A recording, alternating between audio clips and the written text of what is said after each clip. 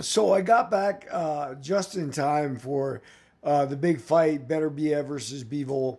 And I saw Martin Bakole versus Joe Parker, which is a fight that wasn't supposed to happen. We now see why those fights are tough. To take a fight on a moment's notice like that when you're not in training camp can be very deadly. Now, MMA guys are a little different. They're like wrestlers, right? They're training all the time. They're pretty much in shape all the time. Just by Bacole's weight, and I think there was a 25-pound difference between when he beat Jared Anderson and when he fought Joe Parker tonight. You can see that he really wasn't in shape for the fight.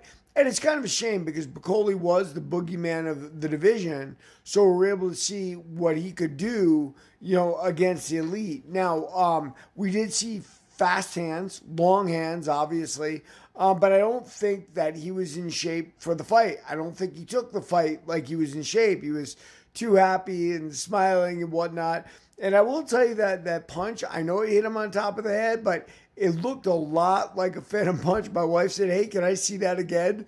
Can you replay it?" Well, I didn't need to replay it. They replayed it themselves. And it honestly did not look like the punch landed, which reminds me of Sonny Liston versus Muhammad Ali and the Phantom Punch. But listen, one thing I know is you can never, from the outside, tell somebody how a punch affected them. Joe Parker is a really tough guy.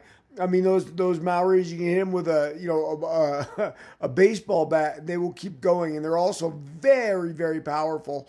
We saw David Tua before him. I know they're Tua's Samoan and Parker's Maori, but the bottom line is both very very big powerful guys. Let's just take nothing away from Bakole. I just wish this fight would have happened when Bakole was in shape for the fight, when Bakole was training for the fight. Because right now, I don't know that we've answered any real questions. But listen, there's good things and bad things that come from the Sheik having all the money in the world and being able to write a check. I'm sure Bakole made a few $1 million for that fight, right? Something that in boxing would have never happened before. But now the money outweighs the risk, right? Like it's so much money. Who cares? You jump in there, you lose, you go back to the drawing board if you need to. And I'm sure that's what Bacole's going to do. Who knows if his fight with F.A. Ajagba is really still going to happen now? Probably not the way boxing is.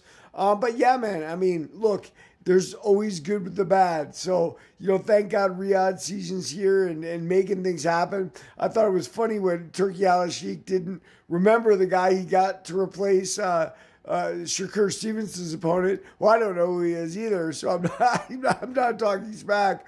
But he thanked them both for sort of saving his show. And I guess, look, when you got the money, you can make mountains move.